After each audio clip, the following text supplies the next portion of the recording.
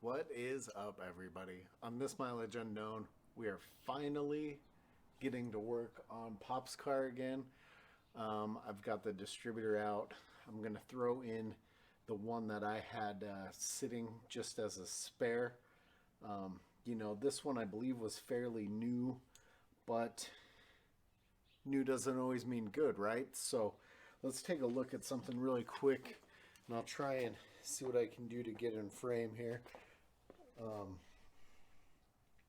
So this is the distributor that came out of Pop's car, and this is the one that seemed like it had a whole lot of advance, which is part of why I think we were having some issues.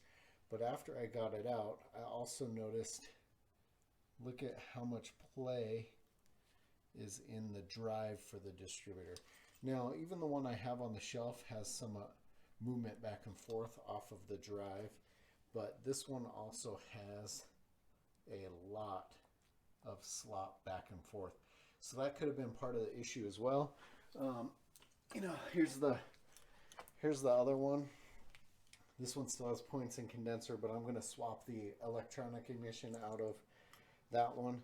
You see, it does still have the back and forth like that one did on the drive, but it does not have all that slop back and forth. So that could have been a contributing factor as well. So I'm going to go ahead and swap all the, pull the points and condenser off of this one, swap the electronic ignition in, throw it in, and time the car, and we'll see what we've got. What is up, everybody? So I'm back at it again, and let me first say, as far as I can tell, the running issues are not due to the ignition system in any part. I'll just say, don't fall into the trap of having the one-track mind like I did. When I saw all the slop in that other distributor, that led me in my mind to just go, it's got to be that. So I swapped the distributor, still had the same issue, which I put the one I had on the shelf with the electronic ignition in, still had the same issue. So I swapped it over back to points and condenser, still had the same issue.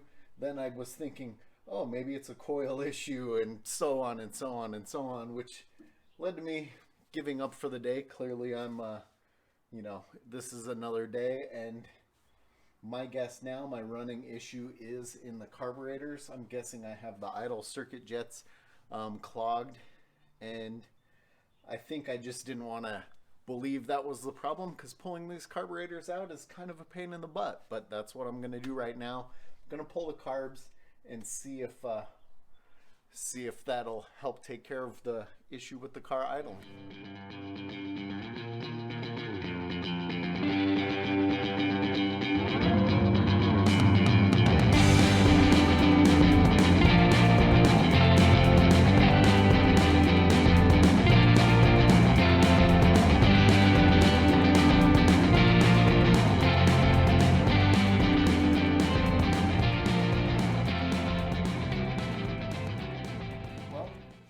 First carburetor is off. As you can see, my workbench isn't exactly ideal here at my place, but I am going to pull the idle jets, the idle or fuel ratio screws, pull the other jets. I'm just going to pull everything out that I can real quick. I'm not going to take the whole thing apart, but I'm pulling what I can, spraying out what I can, and then this one's going to go back on, and we'll do the same with the other carburetor.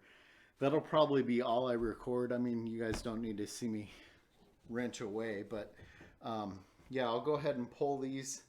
We'll take a look and see what some of this stuff looks like.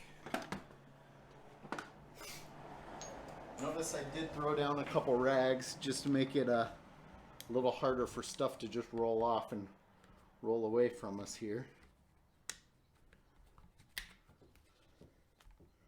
Let's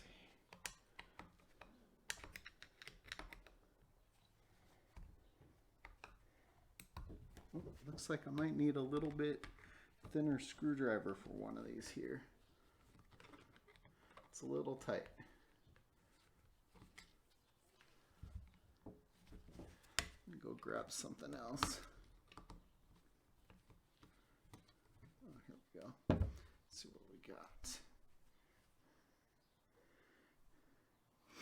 So, can you see the little bit of discoloration there? I would say that's some dried up old gas. So hopefully I can clean this out without really having to take it all apart.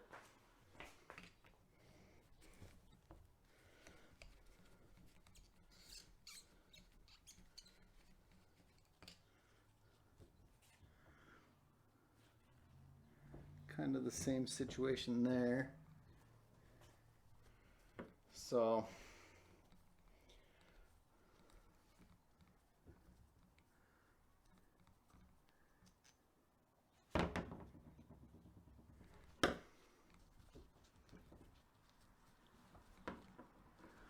I'm going to do some pulling, some cleaning, and some spraying, and hope for the best and get this one back on the car.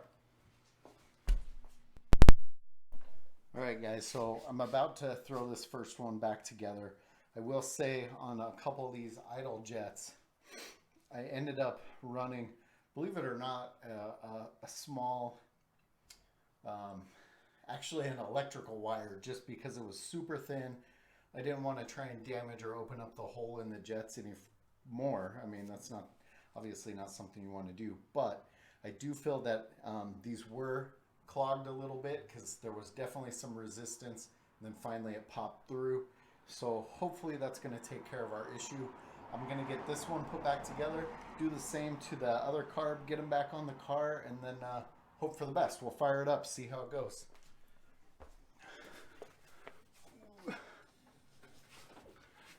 Alright guys, everything is back together on this one. I'm sure the timing's off. I'm sure the carbs are out of whack because I need to work on the linkage and syncing them up, but we're gonna go ahead and try and fire this bad boy up and see if it'll actually idle. Fingers crossed. I might have to play with the timing to make that happen, but we'll give it a whirl.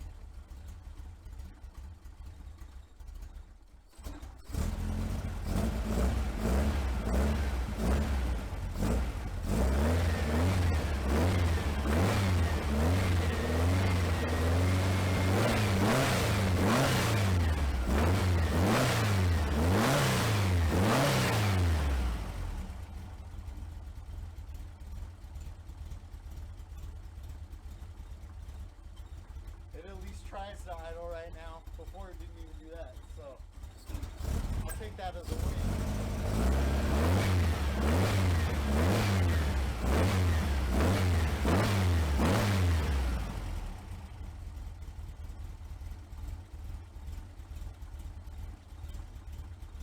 Well, it's not idling perfect. Obviously, I said the timing needs to be adjusted. The carbs need to be synced up.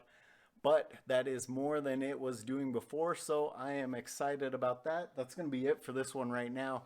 I might make another video of actually getting the timing set up and syncing up the carbs and working over the linkage. But I'm excited. The car idles. Well, tries to idle, which is more than it did before. Stay tuned for more car shenanigans.